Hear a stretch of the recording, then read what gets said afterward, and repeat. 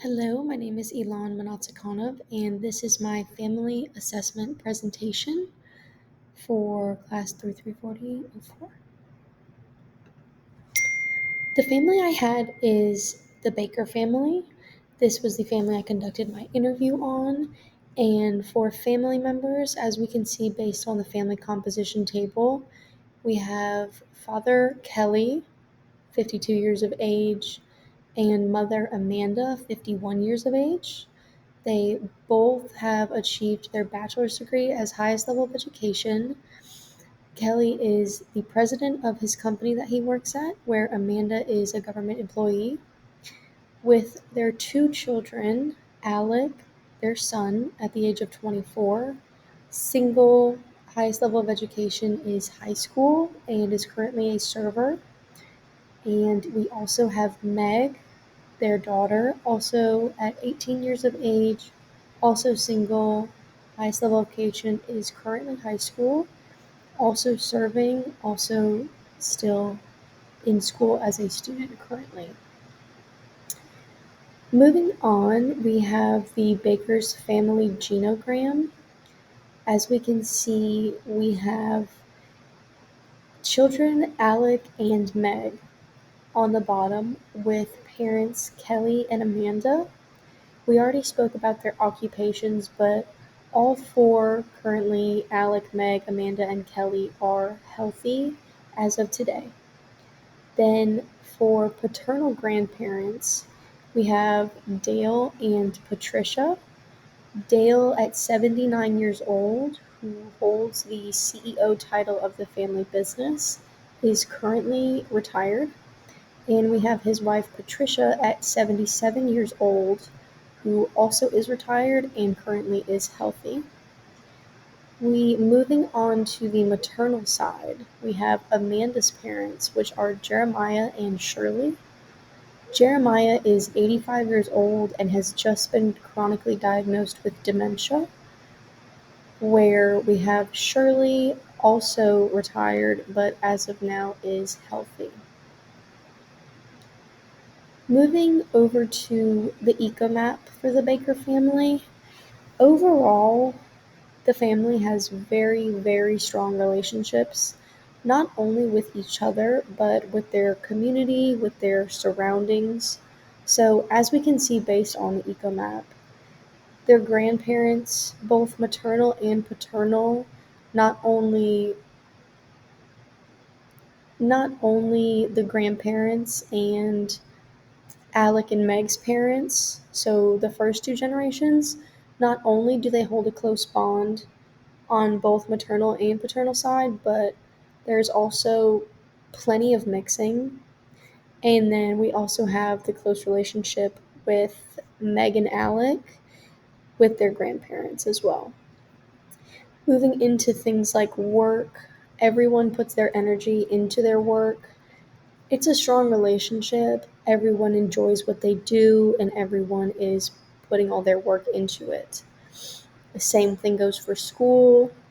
Those still in school, everyone is putting all their energy into it, and that as well is a strong relationship. The church, their family values hold those of the Catholic Church. And so, church is a very, very strong relationship for this family. Moving into mental health, again, putting lots of energy into mental health, especially when we're upcoming of a new diagnosis for a family member, new illness diagnosis for a family member. Mental health is very important to not just be aware of and understand, but to really pay attention to in times like this. This is a family that really does rely on each other, and when we get into coping strategies, we'll talk more about that. But mental health is something that needs to have a lot of energy put into it to maintain those roles and those coping strategies. And with physician, we're putting energy into physician. Physician is also putting energy into our family, and in their family in specific, they're all healthy, insured, and maintaining those regular checkups and annual visits. So overall, as we can see based on the eco map, very, very strong relationships throughout the community. For developmental level, the Duval family life cycle shows a family as they age and as they progress into each new stage of life, starting from married couple with no children to family with toddlers, family with school age children, families launching children. So for the Baker family, as of right now, they are in the stage of family with adolescence, as we have Alec 24 and Meg 18. They're almost getting to the stage of launching families, as not only is Meg now going to college, which may be in a completely different state, so many miles away, which is definitely launching. So we're not quite there yet, but they're on the verge of that, moving into the next stage, which would be launching families. For power base, excuse me, for both parents, they hold that referent power.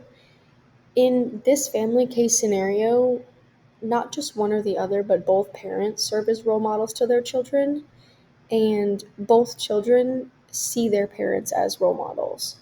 There are some families where a child may not look at one parent as a role model as much as another, but in this family, both children seek both their parents as their role models, and that's where the reverent power comes in.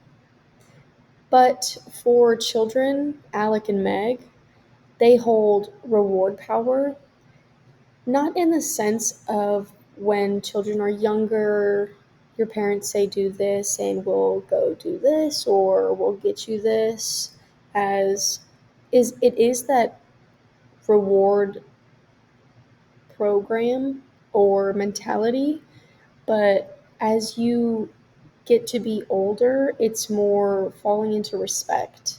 So you doing good things, being a good person, you are getting rewarded, not just in the family, not just with respect, but in life in total. You are being rewarded with good things. For role structure, in every family, each member of the family has a specific role that they hold to maintain that family's close knit relationship. Not only do we have formal roles that we hold, but they're also informal. So for Kelly, the father, the formal role is provider, as he's the provider for the family, with the informal role being encourager, as he's always there to encourage his family. Amanda, the mother, has the formal role of housekeeper, as she's always watching over the house, and informally, her role is caretaker, as she's taking care of the children. And moving into the children, Alec and Meg both formally hold the role of recreational, but also kinship, as they're maintaining those relationships. For Alex specifically, the informal role is harmonizer, as he's mediating things and being the one to be there and mediaize everything, where Meg is giving compromiser and saying, okay, we have Alec harmonizing, I will compromise in this way and such. For family values, their main family value is respect, again coming along with their very strong values of holding the Catholic Church, not only at church but in their home and in their day-to-day lives.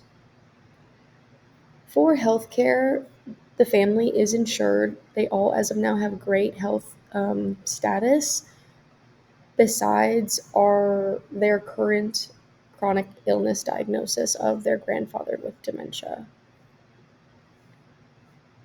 For family stressors and coping, their current short-term stressors are things like work deadlines, school finals, things that are upcoming and that we're going to get over. we're going to get there. For their long-term stressor, again, it would be their maternal grandfather who has just been diagnosed with dementia, because now the family is seeing many changes and we're having to cope with those changes. For their internal coping strategies as well as external, not only are they heavily relying on each other and seeking support within each other, but also seeking help outside of the family and really just relying on those they have around them to deal with these long-term stressors and even the short-term stressors. For Nanda, my first nursing diagnosis for this family would be interrupted family processes related to the new diagnosis of their grandfather's chronic illness. Some goals for this is to maintain communication, maintain role changing, and use proper coping strategies. Maintain role changing because now everyone needs to have a specific role to be there and be able to care for their maternal grandfather, as not only is he in a tough place, but taking care of him will not be easy as well, as it's confusing and it's new for everybody.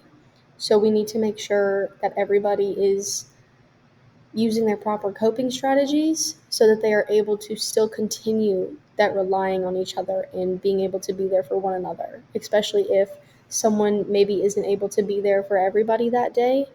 We have those coping strategies that we're still using to be able to be there for others.